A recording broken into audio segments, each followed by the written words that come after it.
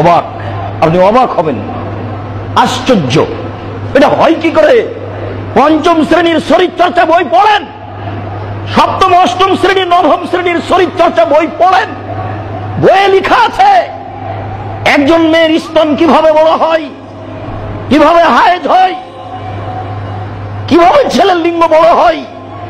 এইসব কথাগুলি ছাত্র ছাত্রী, শিক্ষক শিক্ষিকা একসাথে বসে পড়বে। বলুন, আপনি শিক্ষিত মানুষ এই কলম লিখতে পারে? এটা অসম্ভব হতে পারে না। এটা পশুই পারে, এটা মানবহীন মানুষই পারে, যার মানবতা নেই, যার বোধগম্য নেই, যার বোধোদয় নেই, যার হিতাহিত জ্ঞান নেই, যে রাজশাহী চাঁপাইনবাবগঞ্জের ভাষাতে অমানুষ, সেই এই কলম লিখতে পারে, মানুষ পারে না। কাপুরুষ সন্তান, তোমাকে আমি বলিনি এই বই তুমি টয়লেট পেপার হিসেবে ব্যবহার করো, তাহলে তুমি এই বইয়ের উচিত শিক্ষা দিতে পারো। এই বই জাতির শিক্ষা দিতে পারে না, এই বই জাতির কল্যাণ আনতে পারে না। 6-7 ছাত্রছাত্রী স্তন কিভাবে বড় হয় সেইটা তাকে ছাত্রছাত্রী, শিক্ষক শিক্ষক ক্লাস নিয়ে চর্চা করবে। তুমি কি ধর্মকে পাগল পেয়েছ? তুমি কি মানুষ ভাবছো যে পশু হয়ে গেছে? আরে পশু এত নিচে নামেনি।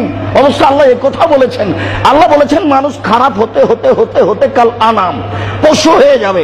আচ্ছা, এই পর্যন্তই তো আল্লাহ থেকে যেতে পারতেন, তো আল্লাহ এরপরে নেমে গেলেন, দিয়ে বলছেন যে বাল হওয়া আজাল, তার চেয়ে খারাপ। বলেন তো দেখি, তার চেয়ে খারাপ কোনটা? আগের বাক্য তো হয়ে গেল, আল্লাহ বললেন যে মানুষ খারাপ হতে হতে হতে পশু হয়ে যাবে, কুকুর শৃগাল হয়ে যাবে। আচ্ছা, এই পর্যন্ত হলেই তো অনেক হয়ে গেল। এরপরে আল্লাহ পরের স্তরে আরো এক ধাপ নিচে নেমে বলছেন বাল হওয়া যাও, তার চেয়ে খারাপ। আচ্ছা, সেইটা কোনটা? সেটা হলো এইটা।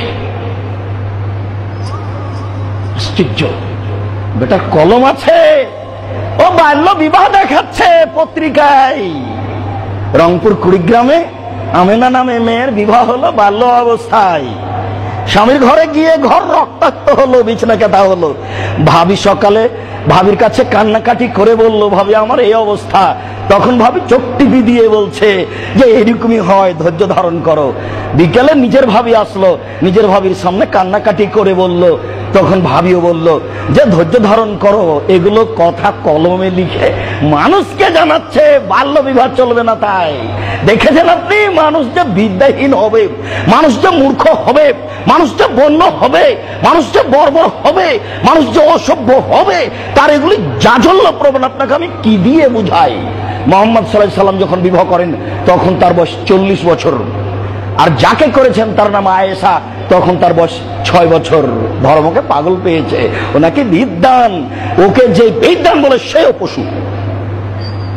দেখি কোন মায়ের বেটা এমন জন্ম নিয়েছে যাকে বিদ্যান বলতে পারে, একে ধর্মকে পাগল পেয়েছেন আপনি। রাসূল সাল্লাল্লাহু আলাইহি সাল্লাম বলেছেন বিদ্যা উঠে যাবে। আপনাকে আমি বুঝাতে পারলাম না বিদ্যা উঠে যাবে এর অর্থ কি। মানুষ এগুলি কলমে লিখতে পারে। পড়েন আপনি শরীর চর্চা বই, যে বই কি করে হলো এটা? কবি কি করে লিখতে পারে যে একদম বাগদম ঘোরাডুম সাজে? লেখক কি করে লিখতে পারে যে এত মানুষ মারা গেল, অমুক এরকম তমুক এরকম? লেখক এই কথা লিখতে পারে যা 2 দিন আগে ছিল। কি ছিল? হঠাৎ একদিন দুরন্ত ডাল পিতা আবুল কাসেম ফজলুল হকের পিতা বলেন তার মায়ের সামনে, তোমার এই ছেলেকে কুমিরে খাবে। তোমার ছেলে ঘন্টার ঘন্টা নদীতে সাঁতার কাটে, পাশে কুমির ভাসে, তোমার এই ছেলেকে কুমিরে খাবে। মায়ে বলেন কে কুলক্ষণে কথা বলেন, আমার ছেলে বেঁচে থাকলে দেশ থেকে কুমির তাড়াবে। কুমির হলো ইংরেজ, মা যেমন বেটা তেমন। এর নাম কলম। এ তো কয়দিন আগেকার কলম এটা। একদিন পিতা দেখেন টেবিল দিয়ে বই নিচ্ছেন আর ছুড়ে মারছেন। টাচ করে পিতা হাতটা ধরে নিয়ে বলছেন, এই বেটা বই ছুড়ে মারছো কেন? আব্বা ওসব বই দিয়ে কি হবে? কেন? ওই বই আমি পড়েছি। পড়েছ? বলো তো দেখি 10-এর পাতায় কি আছে, 20-এর পাতায় কি আছে, 30-এর পাতায় কি আছে। হুবহু ছেলে বলতে লাগলো, হ্যাঁ তুমি একদিন মানুষের মতো মানুষ হবে। এই জীবনই ছেলে কিছু শিখতে পারে। একদম বাগদমে কি শিখতে পারে বুঝাতে পারলাম না জাতিকে। কোরআন হাদিস আমরাই ভালো বুঝতে পারিনি, হয়তো বা বুঝতে পারলে জাতিকে কিছু বুঝাতে পারতাম। শতকরা 98 থেকে 99 জন মসজিদের ইমামই হচ্ছে মূর্খ মানুষ। তার উপরন্ত খুতবা আরবিতে দিতে হবে, বাংলায় চলবে না। ধর্মকে পাগল পেয়েছে। বলেন এসব লোকগুলো জুমার খুতবা শুনতে এসেছে, ও আরবিতে খুতবা দিলে কি বুঝবে? অথচ আল্লাহ বলছেন প্রত্যেক জাতির কাছে তার স্বভাষাতে আমি নবী পাঠিয়েছি। নবীকে আমি যেখানে পাঠিয়েছি ওর ভাষাতে পাঠিয়েছি, যাতে করে নবী তাদেরকে বুঝাতে পারে যে তিনি কে আর আল্লাহকে। আমার খুতবাই যদি আরবিতে হয়, তাহলে আমি কে আর মুসাল্লিকে এটা আমি কি দিয়ে বুঝাবো? সবাই যে অন্ধ হয়ে গেল। রাসূল সাল্লাল্লাহু আলাইহি সাল্লাম 1450 বছর পূর্বে এই কথা বলেছেন যে ইকবাজুল ইলম, বিদ্যা উঠিয়ে নেওয়া হবে। দেখেন আপনি কলম দেখেন মানুষের, আপনাকে আমি বুঝাতে পারলাম না মানুষ মূর্খ কিভাবে হয়। প্রতিটা কাজই করছে এইভাবে। যেমন ধরেন আপনার বাড়ির কথাটাই বলি, যে আজকে আপনার বাচ্চাটা জন্ম নিয়েছে, সামনের বছরে এই দিনে আপনারা স্বামী স্ত্রী কিছু ভাবছেন, আজকে আমার বাচ্চাটা জন্ম নিয়েছিল গো, আজকে কিছু করা দরকার। বলেন আপনি সত্যি সত্যি বুদ্ধি রাখেন নাকি? সত্যি কি আপনি শিক্ষিত? সত্যি কি আপনার বুদ্ধি আছে? সত্যি কি আপনি অমানুষ নন?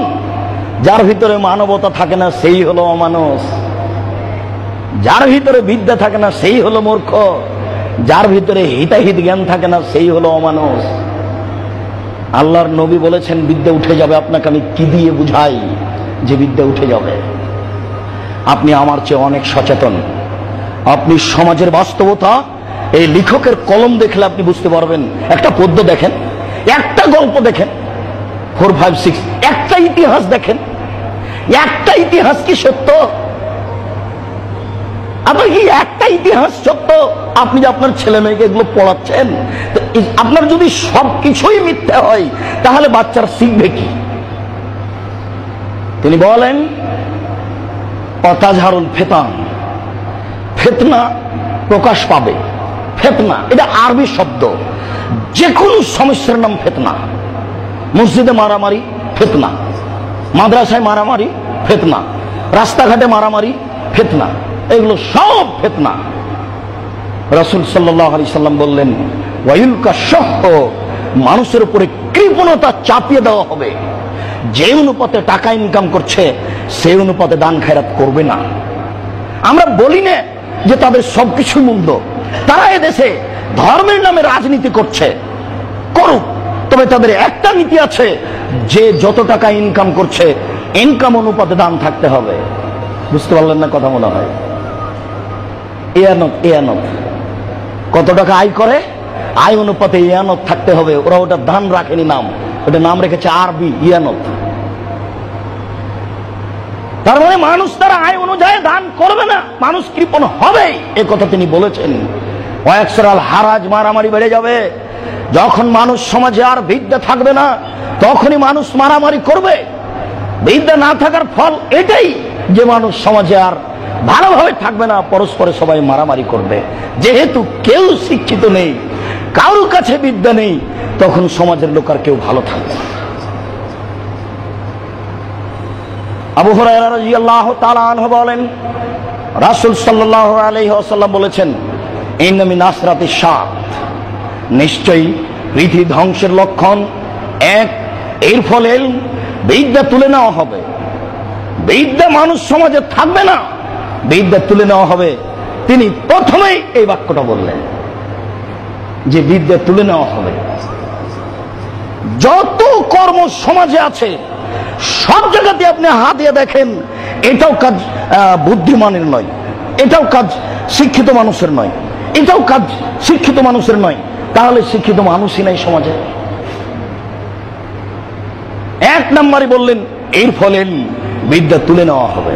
তারপরে তিনি বললেন ওয়ানজিলুল জাহাল, মূর্খতা বর্ষণ হবে। এই বাক্য কি দিয়ে বুঝাবো? আমরা তো জানি যে বৃষ্টি বর্ষণ হয়। রাসূল সাল্লাল্লাহু আলাইহি ওয়াসাল্লাম বলছেন যে মানুষের উপরে মূর্খতা বর্ষণ হবে। তো মূর্খতা যদি মানুষের উপরে বর্ষণ হয়, তা আপনি বলেন আপনি মানুষের মধ্যে ভালো পাবেন কি করে? শিক্ষা যে জাতির মেরুদণ্ড, কিন্তু জাতি যদি না বুঝে যে কোনটা শিক্ষা, তাহলে আপনার কাছে কি করে ভালোটা আসতে পারে? রাসূল সাল্লাল্লাহু আলাইহি ওয়াসাল্লাম বললেন মান কানাল্লাহু ওয়ালিদা ফালামা ফাসানা তালিমাহা ওয়াদাবা ফাসানা তালিমাহা। কারো যদি বাড়িতে কাজের মেয়ে থাকে, সে তাকে যেন শিখিয়ে দেয়, সুন্দর শিক্ষা দেয়, তাহলে সব শিক্ষা সুন্দর নয়। ওয়াদাবা ফাসানা